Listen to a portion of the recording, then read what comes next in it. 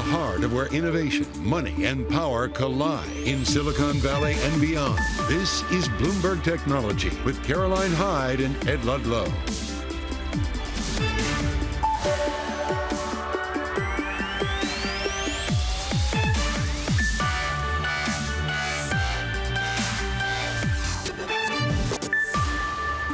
I'm Ed Ludlow here in San Francisco. Caroline Hyde's off today. This is Bloomberg Technology. Coming up on the program, Apple hits a $3 trillion valuation. Will we close above that historic market cap milestone? Remains to be seen. The co-founder of DeepMind, now the CEO of Inflection AI. He discusses the potential of his company after raising a whopping $1.3 billion. And more trouble for Adobe's purchase of Figma, with the UK joining the EU and US in multiple probes of that $20 billion deal. Such a big week in the world of technology. This is the markets picture. NASDAQ 100 up 1.4%. The story in the last couple of days has been yields higher. We're softer by about 2 basis points, 3.8% on the US 10-year yield. Semiconductors also kind of trading in line with the broader tech sector. Bitcoin moving to the downside. We kind of pulled back a little, right? Below 31,000 US dollars per token, back down towards 30,000 US dollars per token. This week, it was a little bit about the Fed, right? The idea that we will get 2 rate hikes by the end of the year, and Jay Powell, the Fed chair, ruling out a recession as a likely scenario. That has impacted the technology sector. The here and now is about the Supreme Court throwing out Joe Biden's policy on loan forgiveness, student loan easement. Bring up some of the stocks impacted. We saw some really wild swings in SoFi, and we will get into that later in the program. It actually caused a halt at one point. We're down by more than 3%. Look at Bloomberg Intelligence's reaction. They're saying, actually, this could do really well for a fintech platform like SoFi when people rethink borrowing. Target is not technically a tech name, right? But it's down 1%. The logic being that this could impact the consumer if they're having to have some pressure from their student loan finances. But there is one big story this Friday, and it is Apple, the first company ever to hit a $3 trillion market cap. And this chart tells the story. Look at the $900 billion of market cap we've added so far in 2023. What is the story here? We will get to it in just a moment. But I remind you, last time we were near that level was at the beginning of 2022. It's taken us that long to get back. There is one person you want to speak to on a day like today, and it is Bloomberg's Mark Gurman. Mark, you cover this company as close as any journalist on the planet.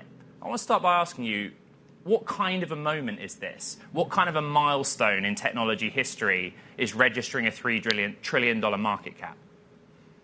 Ed, thank you so much for having me. Obviously, this is an incredibly big milestone for Apple or any technology company, really. And for Apple to do this, to get back to where it was in early 2022, you saw what happened to the broader market over the last year or so. And to really come back up that mountain and get back to here is a big moment for the company. I think that you saw a slew of departures, not only at the executive level, but maybe at the mid-level or lower level of the company. And one continued theme on those departures was people felt like their RSUs or the restricted stock units would not really pay out as much money as maybe they can earn at another company. Right. And the stock coming back up. Right. I think that could be a key way that Apple will be able to retain people moving forward as well. It adds new excitement to the rank and file at the company. They know what they're working towards in terms of an ultimate payout. For the consumer, it doesn't really have an impact. But I think internally at Apple, it is something they'll never say. But I think it is quite a positive moment. That deep reporting is such a good point as well. It has not yet been brought up in our coverage on Bloomberg Television of the $3 trillion milestone. The short-term story for the consumer has been about Vision Pro. But you argue in today's Tech Daily that actually, if you think about the $3 trillion market cap, it's not got much to do with Vision Pro at all. What's your point? Yeah, I think we would hit this $3 trillion market cap whether or not Apple announced the Vision Pro headset in June at the developers conference or not. I think the Vision Pro story, very long-term for Apple could become an Apple Watch or iPad-sized opportunity, which is about $25 billion annually to the bottom line, and that's in the real long-term. In the short term, you're not likely to see this generate more than $2 to $4 billion a year annually for Apple, which is essentially very small. It's 1 to 2% of their overall annual revenue. It's really the ecosystem play, right? It's the idea that the ecosystem locks you in and such, where you're going to own an iPhone, an iPad, a Mac, and then every few years or so, you're going to upgrade to new models. On top of that, you're going to subscribe to services. You're going to use Apple Care. You're going to visit Apple retail stores. You're going to buy more accessories like AirPods, the Apple Watch, and maybe one day the Vision Pro at a cheaper price as well, right? And so that stickiness, the idea where consumers are willing to spend extra, they're really willing to shell out for a new iPhone, the priciest iPhone with the most storage you can get. That's what makes this company so lucrative and so special to the shareholder. One really important aspect that we also haven't touched upon about this $3 trillion measure is that we're heading right into iPhone season. Believe it or not, we're only about 2 months away from the iPhone 15 going on sale. The iPhone 15 is going to be a pretty significant upgrade on both the low-end models and the high-end models for the first time in 3 years since the iPhone 12 launched in 2020. New design, big camera improvements, changes to the display on the cheaper models. You're going to see another big iPhone upgrade cycle. And so I think consumers are excited to only be 8 weeks away from that, and shareholders see that excitement. And so you're likely to see a big influx of purchases in just a few months, which obviously is going to drive attention to purchasing the stock too. Mark, quickly, the one phrase or word you haven't used is artificial intelligence. Why are we not talking about Apple in the context of artificial intelligence? Because Apple has really set out this recent AI boom, right? Over the past year or so, you've seen Microsoft, Google, obviously OpenAI with ChatGPT. You've seen Amazon all throw around the buzzword and talking about their new generative AI, chatbots and such. Apple has really stood on the sidelines here. And I don't anticipate any significant new AI-related service from Apple to launch until the tail end of 2024, calendar year 2024 at the earliest. So there's not much there. I know there's been some speculation from analysts and such that Apple is nearing some sort of generative AI ecosystem. There's nothing coming soon. And so I don't really think that could be priced into the stock as of yet. And I don't necessarily think that Apple is planning very significant AI initiatives other than a new AI-based health coaching service for next year.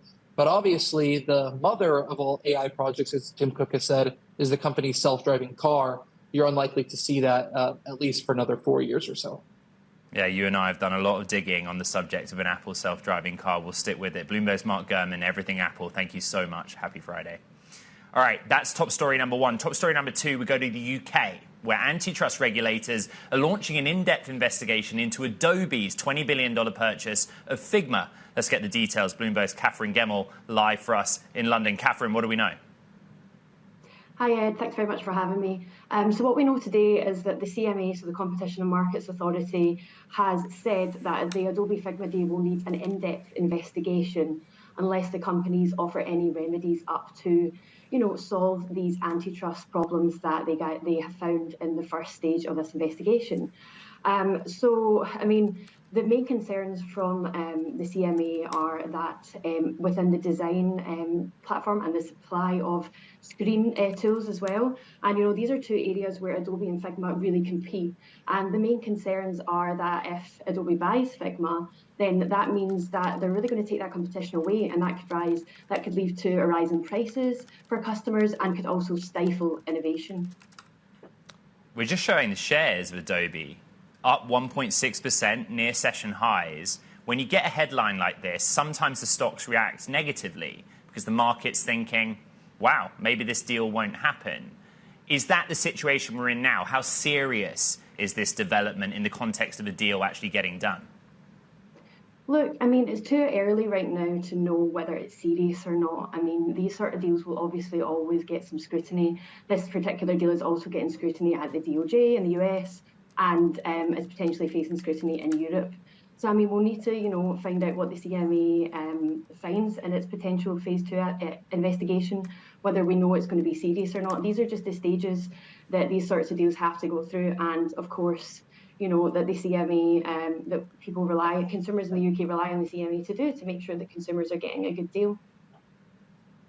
Bloomberg's Catherine Gemmell out in London. How often is this happening? The trifecta, US, EU, UK regulators, when we're talking about a tech deal. Great reporting this Friday. We'll stick with it. Now, coming up, Inflection AI's CEO is going to join us to discuss the company's $1.3 billion fundraise, and it came from the likes of Reid Hoffman, Bill Gates, and NVIDIA. Big conversation coming up. This is Bloomberg Technology.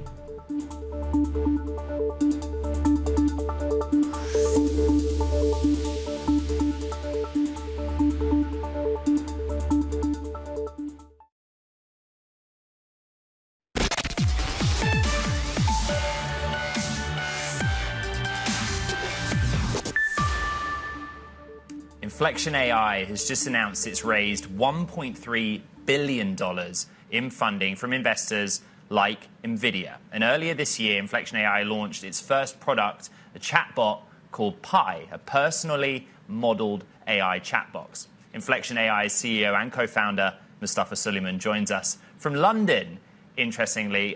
Congratulations, what is frankly a monster round. Why did you need to raise that much money?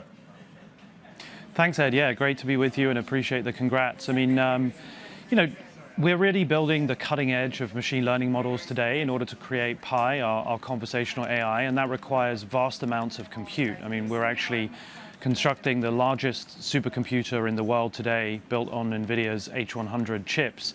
And that's obviously very expensive, but as a startup, it actually enables us to get the best of both worlds, have the kind of resources that you might otherwise expect in a big tech company, but also the speed, agility, and super high quality talent that you get when you bring together the kinds of folks that have been involved in building all the last generation of models at DeepMind, OpenAI, and at Google.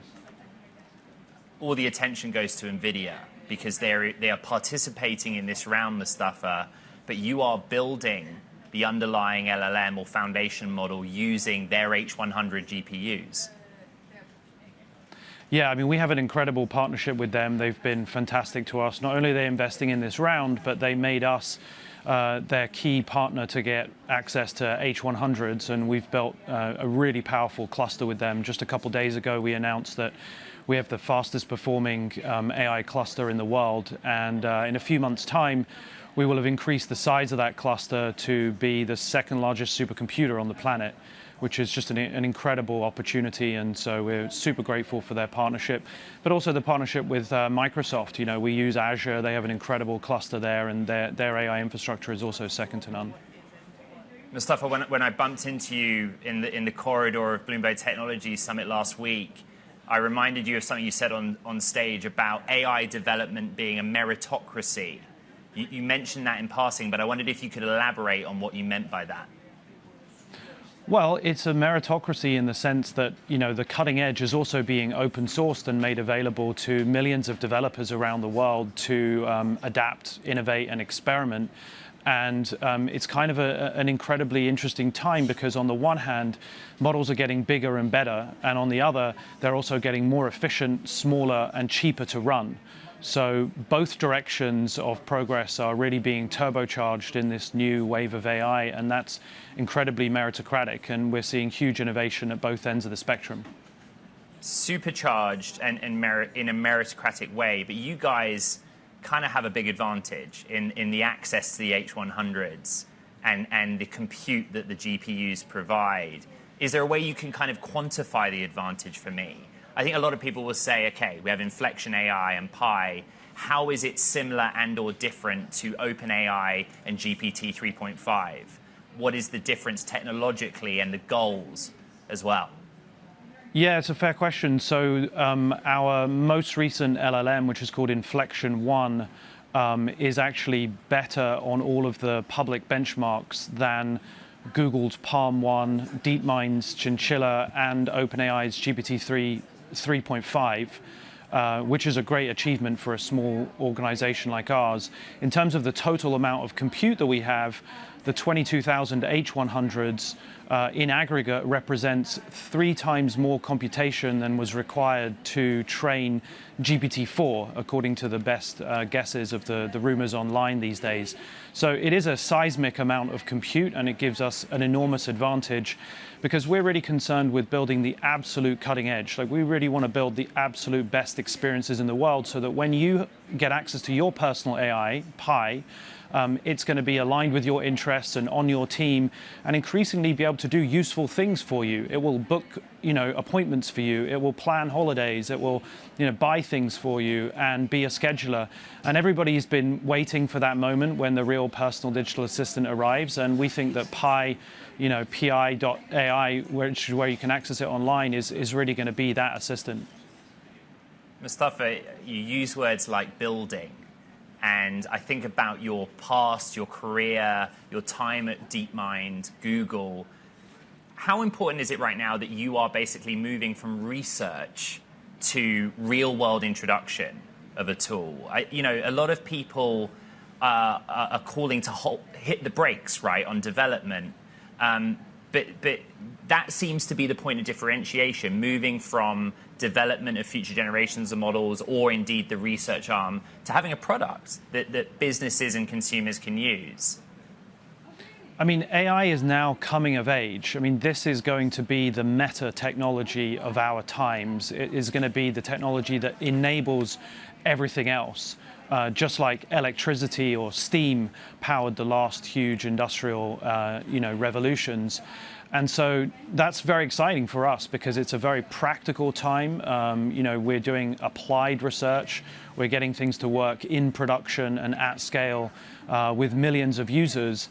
And that's really the fun of it, is making these things very, very useful and seeing how they save time, improve performance, increase quality, and increasingly enable us to actually create completely new experiences that technology has never enabled before. I kind of think of this as a new sort of design material. It's a new clay that we can use to mold and create emergent, entirely personalized, and completely adaptive experiences, which are going to feel very unlike the kinds of static user interfaces that we've had of the past. I mean, today, a website is a website is a website. It's just static and 2D, and it stays the same. Tomorrow, your conversational AI is going to enable you to experience dynamic, real-time generated, personalized user interface, and it will feel really magical compared to what we've had in the past. Mustafa, what scares you in all of this?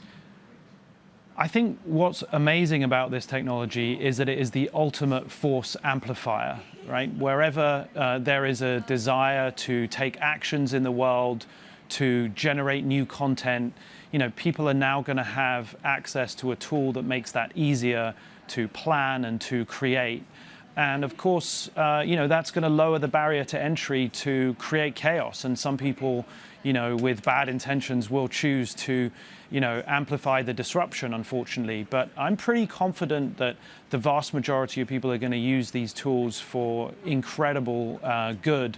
And that where there are downsides, like, for example, the spread of misinformation or the growth of counterfeit people which imitate real humans, I think we're going to get control of that pretty quickly. Mustafa, you're joining us from London. What are you doing in my old stomping ground, my hometown? Well, this week coming up, we have a hackathon with our team. We relocate to a different city, every month or so.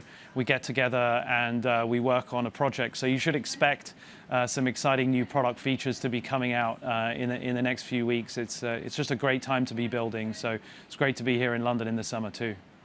Inflection AI CEO Mustafa Suleiman. I feel like I see you every week, but we're on a good trend. Thank you so much for your time. Now, coming up, good to see you. Airbnb is disputing data that suggests supply in some US cities is far outstripping demand for rentals. We'll get the details. And really quick, we're looking at shares of one particular name, Apple, up 1.5%. Why? $3 trillion market cap, the first company to do so.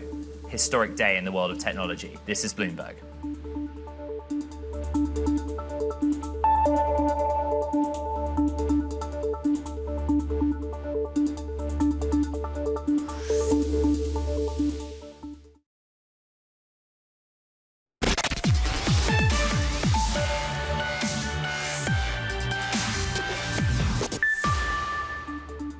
All right, time for talking tech. First up, the Netherlands published new export controls that will restrict more ASML chip-making machines from being sent to China. This new Dutch regulation will force ASML to apply for shipping licenses to export DUV systems as early as September 1st. And one of Apple's biggest suppliers, Foxconn, will invest about $246 million in 2 new projects in Quang Ninh, Vietnam. The plants, FECV and FMMV, Foxconn were awarded investment licenses and will begin operations in 2024 and 2025. Plus, Airbnb is dismissing data in a viral tweet that suggested revenue for property owners in some US cities was down nearly 50%. Airbnb spokesperson Sam Rendell said the data is not consistent with Airbnb's and that the demand for short-term rentals is alive and well.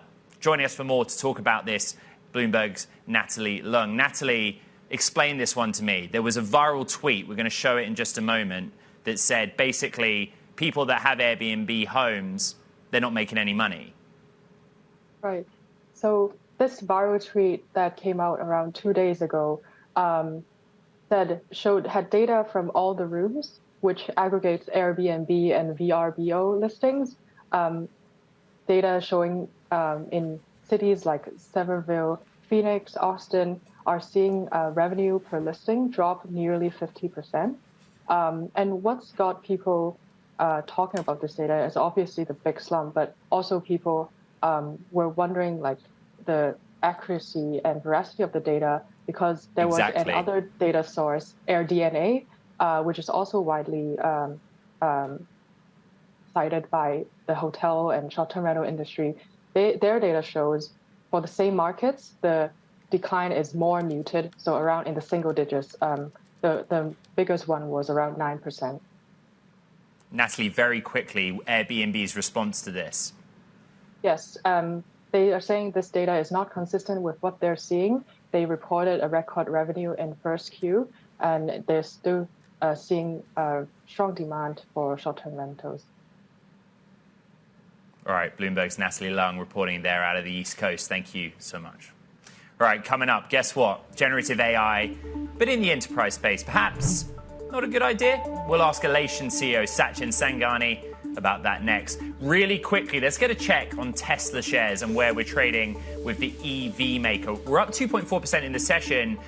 We don't have a firm time, but remember, this weekend is likely we're going to get quarterly deliveries, and we're probably on track for another record quarter of EV deliveries. The thing is that the street always goes into these numbers with very high expectations, and then we find out a lot more detail when it comes to earnings. But the stock up 2.4% in the session, had a lot of momentum of late. We're trading, though, pretty much at consistent highs. From San Francisco, this is Bloomberg Technology.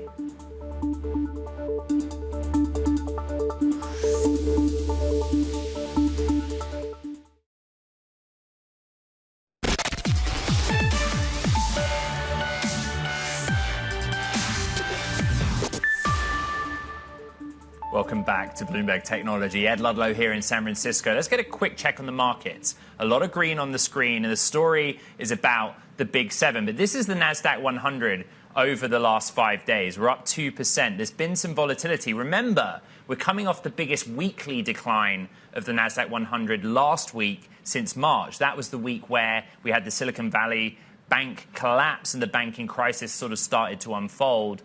Now, we've really rapidly rebounded on a weekly basis, at least up 1.9%. The story this Friday is about the Big Seven, the mega caps that are pushing this index higher. But there is one name that we're super focused on, Apple, the first company ever to hit $3 trillion of market cap, $3 trillion valuation. We almost got there at the beginning of 2022, but we have got here on June the 30th, 2023, a milestone in history for the market. For many, it's meh. It's a stock market moment, but you follow the technology sector as closely as we do here on Bloomberg Technology. It's big, and we'll keep covering it. All right, let's turn to data intelligence platform Elation. Recently named Data Governance Partner of the Year, but get this, by both Snowflake and Databricks. CEO Sachin Sangani joins me here in San Francisco for more. I find this really interesting because Snowflake and Databricks, you could call them frenemies, you could call them rivals. They both pick you. That's an interesting triangle. Talk to me about the relationship with both companies. Ed, thank you for having me. It's great to be here. Both companies are quite interesting. They had their conferences this week. Both at the same time? Both at the same time, which may have been purposeful, may not. But both of them had 12,000 attendees at the conference. So while they both operate in the same space, they also have quite distinct audiences that use them and leverage them. Right. And quite indicative of the growth in data. If you think about 10 years ago when Elation was founded, when Databricks was roughly founded, when Snowflake was roughly founded, these are companies that had 2,500 people at the biggest data conferences, and now you have almost 10 times that amount. So both of them are indicative of the massive growth in data, and we're excited to be a part of it and excited to rationalize all of this data in the ecosystem.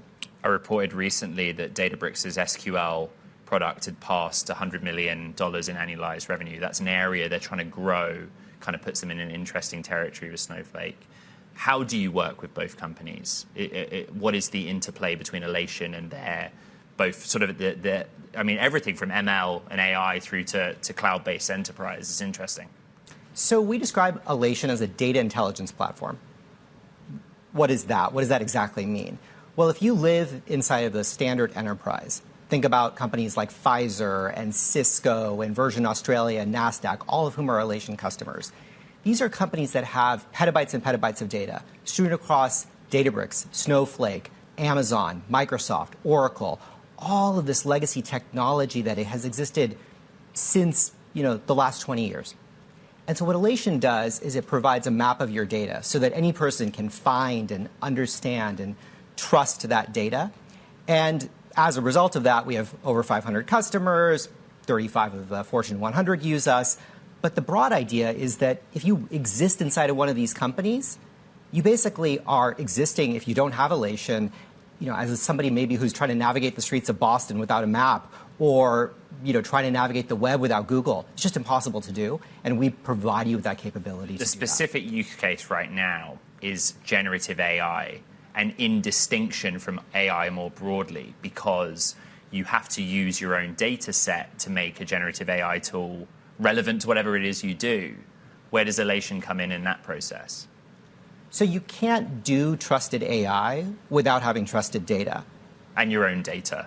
And on your own data or even on third-party data. So if you think about all of these models, they operate on a garbage in, garbage out basis.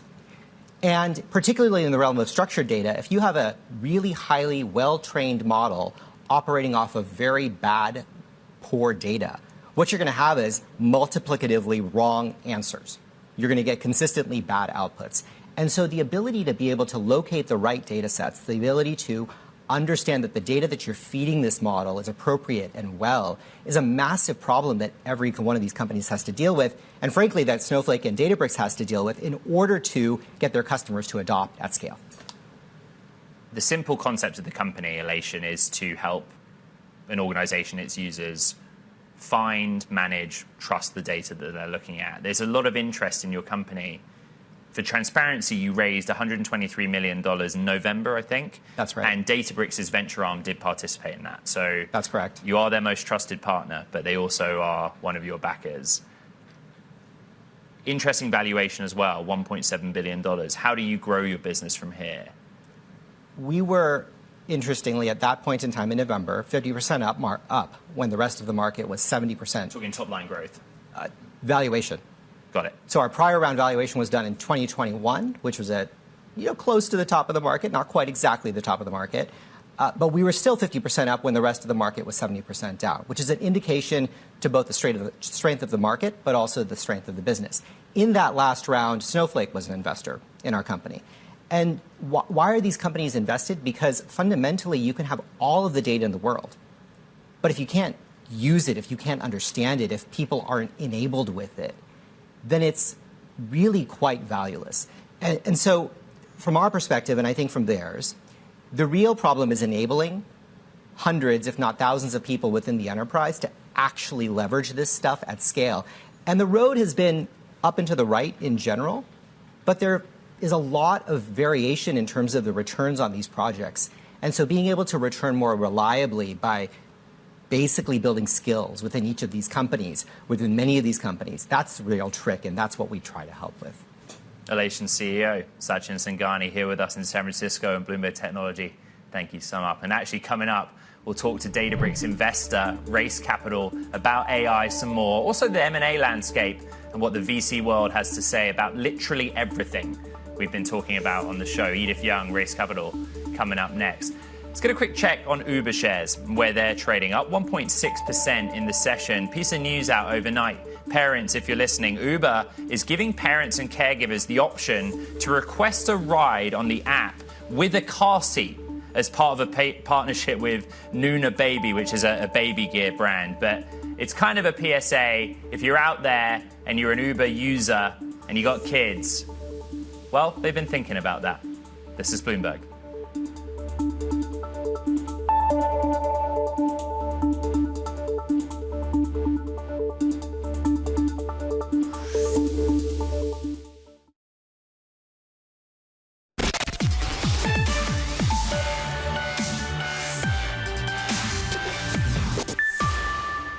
AI has been a technology in development for decades. A lot of tech actually, I think, originates from gaming as a use case. These large language models are very exciting.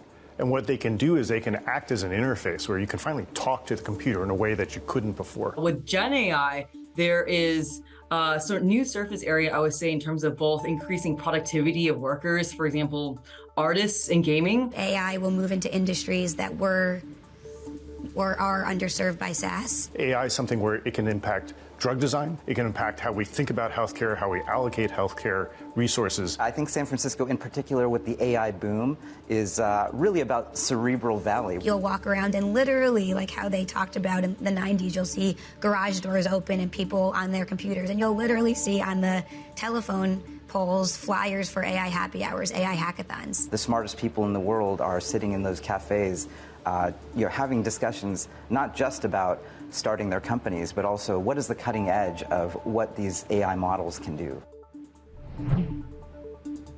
That was just some of our VC guests weighing in on AI and the rise of San Francisco as the epicenter of what's happening in AI. Let's move away from the Bay and stick with AI, though, and check out other headlines in the world of venture capital. Let's take a look at climate tech. It's been an investing bright spot. Since 2021, raking in deals as other sectors stagnated. But the first half of 2023 saw a 40% decrease in climate venture funding. That according to Climate Tech VC. Growth and late-stage startups saw the biggest declines. Union 54, an African startup backed by Tiger Global, is entering the race to develop super apps as investors look to tap the continent's increasingly tech-savvy market. Called ChitChat, it offers secure messaging paired with dollar-based virtual cards that it developed with MasterCard. The new app could debut in September. And back to AI. Intel leading a Series B financing round in the German AI startup Aleph Alpha, whose Luminous language model competes with OpenAI's ChatGPT. That's all according to Handelsblatt, citing sources. Nvidia and SAP also participating in the more than €100 million financing round. All right, back here to the US. Let's dig in some more into the venture capital landscape and AI and bring in Edith Young, partner at Race Capital. That's a lot to take in, Edith, but where's your head at right now when it comes to investing in AI? I think AI literally is happening everywhere all at once. And this week, one of our portfolio companies, Databricks, acquired Mosaic ML for $1.3 billion. And obviously, we're also really, really into any infrastructure layer that is supporting the AI ecosystem. Go ahead. No, I'm sorry to interrupt, Edith. I think we should stick with it and jump on this. Databricks acquiring Mosaic, pretty significant acquisition. What did you make of it, the rationale behind it, and what it's going to do to shake things up right now here in Silicon Valley and San Francisco? Yeah, it's really exciting time to be. Like if you look at what Databricks particularly, in the last 60 days, they acquired 3 different companies. Akira, which is focused more on the data governance, and then also Rubicon, which is 2 weeks ago, that focused on data storage. So now having Mosaic ML, it basically complete the story and building their own LLM. I think like the world is heading is, in some sense, I think enterprise AI is having an iPhone moment. Everybody wants a piece of AI. But not just because you want to do AI doesn't mean that you will do it well. And I think a lot of the enterprise is a little weary about feeding data to OpenAI. It's just like a black box, right? The world wants open source. The world wants to keep their proprietary data. Hence, Databricks comes in because it's really built on Apache Spark, which is an open source framework. And now you'll be able to basically build your own enterprise LLM on your own data. So that's really what Databricks is pushing. So at the end of the day, we've always been saying, data is really the key gold mine. And for us, the way that we look at in terms of our investment is who actually have access to proprietary data. And it's not just about training a general personal AI, because if you think about it, right, if I ask a question to ChatGPT on, who is the best doctor, my mom recently have heart problem, and she would rather talk to a doctor that have seen, thousands of similar patients with similar disease versus just, I'm not quite sure where the data come from. So essentially, that's what Databricks is trying to do. So there's also the transactional part of this. We had Ali Ghodsi, the CEO of Databricks, on the show 2 weeks ago, and he said, quote, when it comes to AI, right now, you have to pay up. In other words, get your checkbook out. Valuations. This is getting a little big. You think about Inflection, we reported with the CEO in the show today, $1.3 billion round at $4 billion. Proportionately, what do you make of that? Yeah, I really enjoyed your segment with the CEO Inflection. $1.3 billion raise is exactly the same amount how much Ali have paid for Mosaic ML. But as you mentioned earlier in the show, that Inflection actually have access to the H100 and their partnership with NVIDIA, which to me is super fascinating. And in some sense, yes, there's a lot of hype, but yet I think there's so much room and things going on that can be improved. Not let alone, obviously, everybody is saying we're building on LLM, but we also need to think about data privacy. We need to think about how do we correct hallucination. We don't want to just come up with some random recommendation for which doctor to go to, because there's a lot more tuning need to be done. Well, Edith, on the point of Inflection, H100s are everything in the AI story right now, the GPU compute power. Are you phoning up Ali at Databricks and saying, what GPUs have you guys got access to? Down the road, how much of a concern is that for you as a venture capitalist? I think, Ali have previously explained before, which is when you're training a much smaller subset of data set, what Inflection is really focusing on is literally building a personal LLM, right? So that could be an add a GPT or eat a GPT. But what Databricks is focusing on is training a much more subset, smaller data set of enterprise data. So in that sense, you don't really need sort of the H100 to train. But absolutely, NVIDIA is on fire, being over $1 trillion in market cap now. And being able to secure sort of chipset, especially the H100 or the A100, is super, super important for all LLM-focused companies. Edith Young, Race Capital General Partners, so good to catch up. Thank you for joining us out of New York. All right, so coming up, another monumental decision from the Supreme Court, striking down President Biden's executive order to cancel student loans for some borrowers. We will get the fintech and the tech discussion going on that story next. Really quickly, going to check on Rackspace. We are up 35% in the session on this name. There is one piece of news that came out yesterday, 24 hours ago. Rackspace has secured a partnership with Google Cloud to provide, guess what, cutting-edge generative AI. A gain of 35% is near the biggest jump on record on an intraday basis. That stock, highest level since February. This is Bloomberg Technology.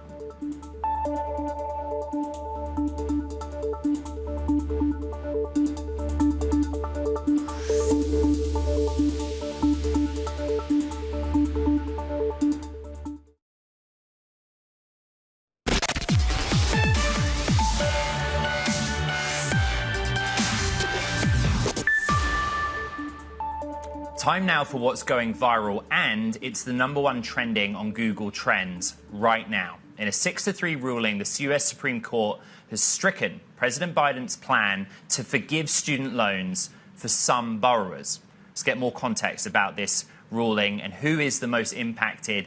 Bloomberg's Ryan Teague Beckwith in Washington, and of course our Wall Street reporter Sonali Basak out in New York. Bear with me, headlines crossing the Bloomberg terminal. President Biden saying in a tweet, the High Court ruling on student loans is, quote, unthinkable. The Supreme Court striking down student debt relief is wrong. The fight is not over on student loan relief. That is President Biden's response. Ryan, based on the court decision, where do we stand right now? This doesn't leave President Biden with a lot of options. There's a lot of smaller, sort of more targeted things that he can do for giving student loans to certain sort of groups like, veterans or people who've become disabled or something like that. But he's not going to be able to do the kind of large-scale program here like he was proposing. They pretty much ruled that out. So I think you're going to see a push for these smaller things, and then you're going to see a renewed push in 2024 as a campaign issue for Congress to take some kind of action on its own. Sonali, we need to talk about the technology side of this story, in particular fintech. The market reaction was in Sofi, Volatility, and I think we had a halt at one point. What is happening there? Yeah, remember, there's not a lot of lenders that are in the student loan environment here. In fact, the government itself is one of the largest banks when you think about it, because there's so much debt on the government's own balance sheet. In terms of private lenders, it's Sofi, which is really one of the biggest out there. And Sofi has initially built so much of their business model around it. Ed, this end of the student loan pause is poised to help Sofi. But remember, as students start to look to refinance, interest rates are much, much higher. There are a lot of unknowns about what this moratorium pause would mean and what it means now that many others, 40 million people, may not anymore face this idea of forgiveness. What does it also mean for Sofi at large? You've had Sofi anyways over the last couple of years really start to pivot its business model away from being so reliant on student loans and looking to other areas instead. So big question marks about the student loan business moving forward, as well as what this still large part of Sofi's business model means, but also how they continue to keep diversifying away from it and who fills the student loan gaps in between. Ryan, so much of the Bloomberg Technology audience might be technology sector employees, founders who are trying to make their way in the world with student loans. And it makes me ask you, the politics of this. This was really important for Biden's presidency. Right. This is one of those things. Young people helped put him in the White House, and this is a top priority among a lot of young people. So he's going to be motivated to continue to push on this. His hands are tied unless he wins back the House and the Senate. It's possible that he could do something in a second term if he had both of those through budget reconciliation, which doesn't subject to the filibuster. So there's some potential there that this could be an issue that he runs on, and one that would motivate young people, which I think benefits him politically. It's clearly on demographic lines. Republicans have all come out against in favor of this Supreme Court ruling, who are running for president. So it'll probably be a dividing line in the 2024 election. Sonali, Target also moving to the downside. The economic impact here on the consumer is a big thing. It's a huge thing. Remember, student loans on average are between $200 to $300 a month, Ed. That is concert tickets, that is food, that is travel, that is retail. So, of course, you are going to see an impact here. Remember, we've been in a moratorium, which is why we have that huge unknown here in terms of what that impact will be for so many borrowers to have to not only start repaying again, but also have to contend with the idea that much of this won't be forgiven. Bloomberg's Ryan Teague, Beckwith, Sonali Basak on the story. We'll continue to track. That does it for this edition of Bloomberg Technology. But catch me on a Twitter Spaces in an hour's time. Apple, $3 trillion, Mark Gurman. This is Bloomberg Technology.